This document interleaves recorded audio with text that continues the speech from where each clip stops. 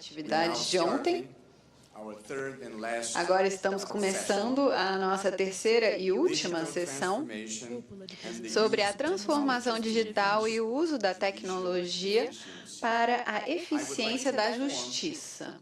Eu gostaria de informá-los de que todos têm nas suas mesas uma versão em inglês da Constituição brasileira. Sim, é uma Constituição muito longa, que eu acho que confirma tudo que eu falei para vocês ontem, sobre a quantidade de assuntos que a Suprema Corte precisa abordar. Eu quero lembrar a vocês que essa sessão está aberta ao público. Então, temos juízes aqui no público, alguns estudantes, alguns são os meus alunos da Universidade do Rio de Janeiro. E, pelo que eu entendo, estamos sendo transmitidos ao vivo no YouTube. Sim, então vamos todos nos comportar hoje. Mais alguma coisa? Muito bem. Vou começar essa discussão com algumas palavras e depois vamos ouvir dos nossos amigos da Índia, do México e da Itália. Dan, da Índia. Antonella, da Itália. E Loreta, do México. Eu quero compartilhar algumas reflexões sobre esse tema antes de passar a palavra para eles.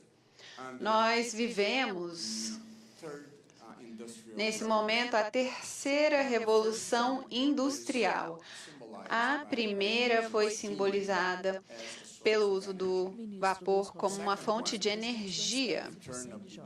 Depois, na virada do século XIX para o século XX, a segunda revolução foi simbolizada pelo uso da eletricidade e o motor de combustão interna e outras fontes de energia. E a terceira revolução está acontecendo agora, atualmente, que é a revolução tecnológica caracterizada pela substituição da tecnologia analógica por uma tecnologia digital. E por isso se chama a revolução digital. As suas principais características são a universalização de computadores pessoais, a universalização de telefones inteligentes, smart, e a internet conectando bilhões de pessoas pelo mundo. As inovações e avanços tecnológicos constroem esse novo mundo de tecnologias da informação, nanotecnologias, biotecnologias, impressões 3D, computação quântica, carros automatizados, a internet das coisas, algoritmos, que era uma palavra que nem conhecíamos há alguns anos atrás, e agora é um dos conceitos mais importantes da nossa época. Então, essas são as mudanças que estamos vivendo. E hoje estamos já falando sobre a quarta revolução industrial, caracterizada pela inteligência artificial, biotecnologia e a expansão da internet para a internet dos sentidos. Então, a inteligência artificial é um tema que muitos juristas e outros profissionais estão estudando para tentar prever o nosso futuro. E eu também tenho estudado isso, até no futuro próximo, temos uma questão de uma imprevisibilidade, porque a velocidade dessas transformações é enorme. E esse é o tema da nossa conversa de hoje, a inteligência artificial, que, se pensarmos em uma definição simples, significa softwares que transferem para computadores capacidades humanas. Sim, essa é uma definição bem simplificada da inteligência artificial.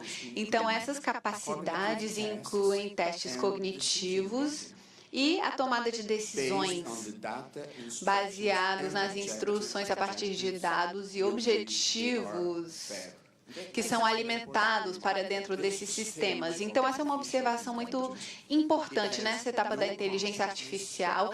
Não existe uma consciência dessa inteligência artificial, que também não consegue entender o que é certo ou errado, não tem emoções, não tem sentimentos, nem princípios, e não tem bom senso também. Então, a inteligência artificial depende completamente da inteligência humana, que alimenta essas informações para dentro dos sistemas. Então, essa é a etapa atual da inteligência artificial. E a última fronteira, como já vimos, tem a ver com esses modelos de linguagem da inteligência artificial generativa, que na sua versão comercial, uma das suas versões comerciais é o ChatGPT, que tem uma capacidade de gerar ou criar conteúdo. Então, essa é a principal novidade dos dias de hoje. E muitas pessoas têm comparado a inteligência artificial com o impacto que foi criado pela prensa de Gutenberg e também o impacto no conhecimento humano que aconteceu durante o Iluminismo. Então, eu fiz uma lista aqui dos possíveis benefícios da inteligência artificial para começarmos a nossa discussão. Então, temos várias capacidades de tomada de decisões. Em muitos aspectos, a inteligência artificial pode processar mais informações do que o cérebro humano e fazer isso de uma forma muito mais rápida. A automação também, então, uso de IA em áreas como a medicina, também a área jurídica, idiomas. Alguém aqui já traduziu alguma coisa usando ChatGPT ou DeepL, qualquer outro software? Então, realmente vemos como já melhoraram esses softwares. E hoje em dia, talvez a exceção seja o mandarim, porque é muito complicado. Hoje em dia conseguimos traduzir, usando esses softwares, traduzir praticamente qualquer idioma, usando o ChatGPT ou outro software parecido. E em breve, essas palavras que eu estou falando agora em inglês serão traduzidas automaticamente para o mandarim ou qualquer outro idioma sendo falado. Então, essa é a revolução que estamos vivendo. Podemos usar a inteligência artificial na medicina, na área jurídica, no nosso dia a dia. Não é? Uber, Waze, Google Maps, tudo isso está baseado na inteligência artificial.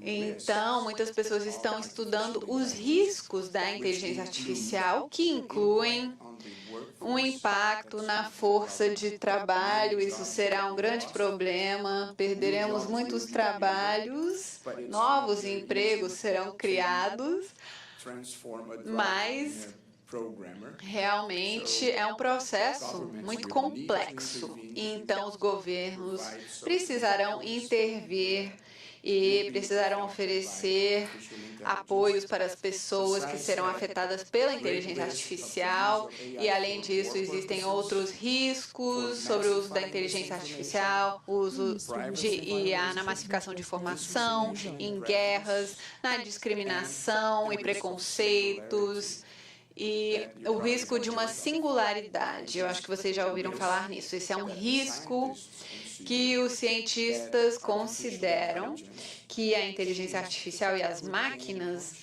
poderiam eventualmente desenvolver uma consciência e entenderem a sua existência. Se isso acontecer, esse é um risco mencionado, então eles poderiam dominar o mundo, porque eles conseguiriam processar informações, e eles fazem isso de uma forma mais rápida e conseguem processar mais quantidade de informações. Então, os cientistas dizem que o risco dessa singularidade, nesse momento, não supera 10%. Quando eu li isso pela primeira vez, eu fiquei mais calmo.